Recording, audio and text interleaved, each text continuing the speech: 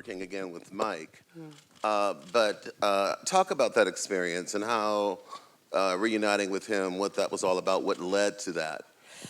Well, we'd been talking about potentially doing something together for quite a while. But obviously, I live in Los Angeles now. He's in London. He does very London-type films. We had planned to do what would have been Untitled 20 in 2020, but then this little bug got loose and stopped everyone from doing everything. So it was a matter of kind of trying to find the next slot, because he didn't want to work at all with any of the restrictions because of the way in which we work. But yeah. And how did this particular project come about? Pretty much the same way that all his films come about. There's no script. Okay. So basically, your first day of rehearsal would be working in isolation with him. So you take along a list of people you know from real life. In my case, I had about 140 people. And you sit and you discuss the people, and then the list gets smaller and smaller and smaller till there's about 5 names on it. And then you know, through movement and through discussion, you merge those 5 characters together, keeping some of the characteristics, getting rid of some of the characteristics, and then you start again from scratch. So then you start building a whole new person from their first memory to about, say, 21, 22. And do you want me to keep going? No. It's a long process. But certainly it must start with a concept. He calls you up. No. So it just starts. No. Really? You have nothing. I mean, if you know Mike Leigh, if you know Mike Leigh's work, you are saying yes to a process. You're not saying yes to playing, you know, this person or that person, because you just don't know. Wow. Yeah. So in developing this character, I mean, talk about some of the places, some of the feelings that you had to visit. Well, basically, it's, how can I put it? It's like programming. So from a very young age, because we'd have talked about every detail, we create her habits, we create her likes, her dislikes. Anything that you can choose for yourself as a person, you decide. Anything that's outside of you, he decides. So I could decide, oh, she was really good at math, she did this, she did that, and then she had this exam. He would decide what the results of that exam would be. So that's where the programming starts. Okay. You know, all the disappointment, all the heartbreak, anything that's outside of her, he decides. So that's when you start programming the character.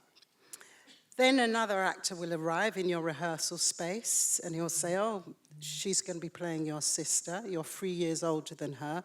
So let's go back. When you were 3, the baby came home from the hospital. How did you feel? And then we'd have those discussions.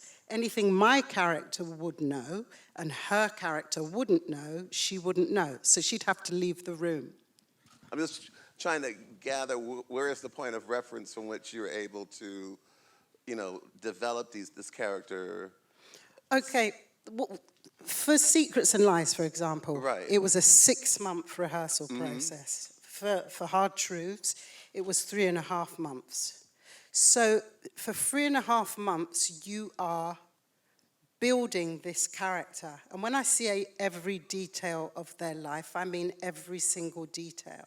For example, you have to go and find the house in London that they grew up in. So you have a visual memory of that house. You then create the neighbors that lived either side. You create the people that lived across the road.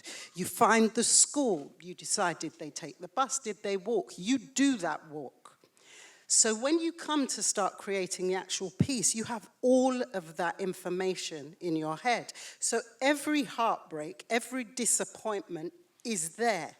So when you get into character, it's all there. You have all your memories and you remember what your mother looked like and how she sounded. You are programmed as an actor at that point and armed with all of that information. So you can pick it up and use it when you need to. So like all her fears, you know, I'd literally been living with all those fears for 3.5 months before we start to actually film anything. Talk about the relationship with the husband. What relationship? Well, exactly.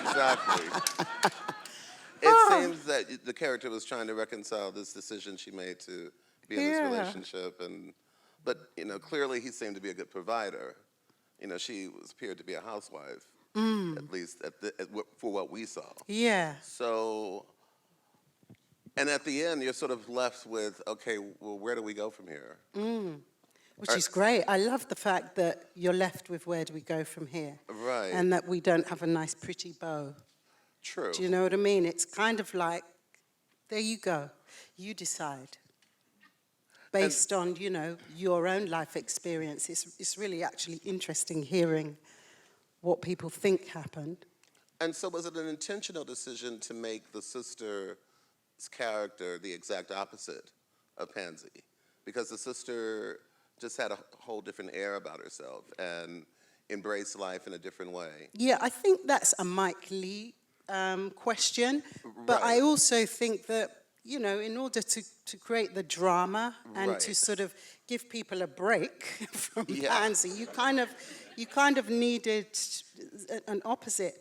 But I think it's also speaking to the fact that very often you grow up in a family, you've been raised by the same parents, but you have a very different perspective of what your childhood was, you know? And I think in the case of these two women, that it's like they saw things very differently. You know, and obviously the son is was in great depression, and you seem to be, as a lot of mothers of color, you know, navigating the fear of having a young adult son out making his first steps out into the world. Talk about that aspect of the character and what little relationship your character had with the son.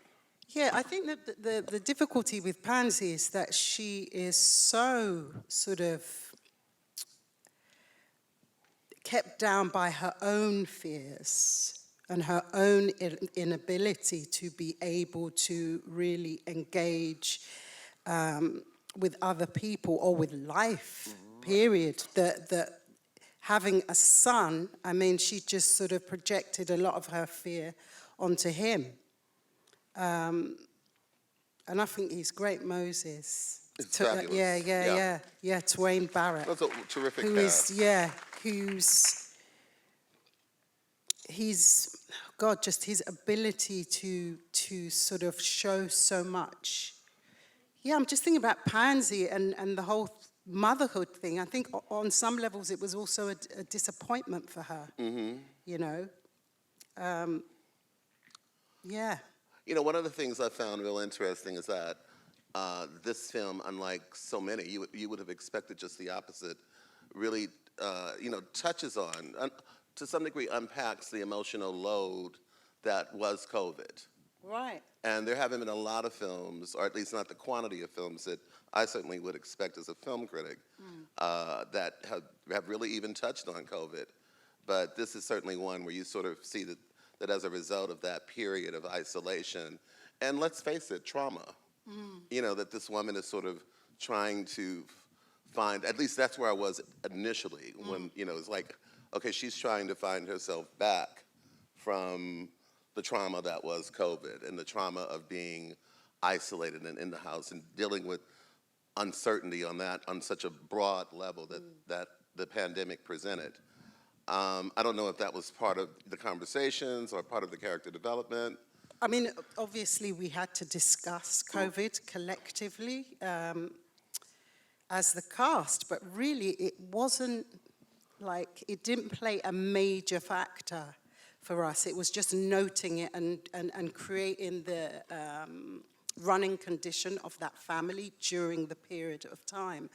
But Pansy's fear for going outside and being outside, you know, happened much longer earlier, right. for her. And she's just learned how to cope with being out in the world and with other people, which is to kind of attack before she's attacked.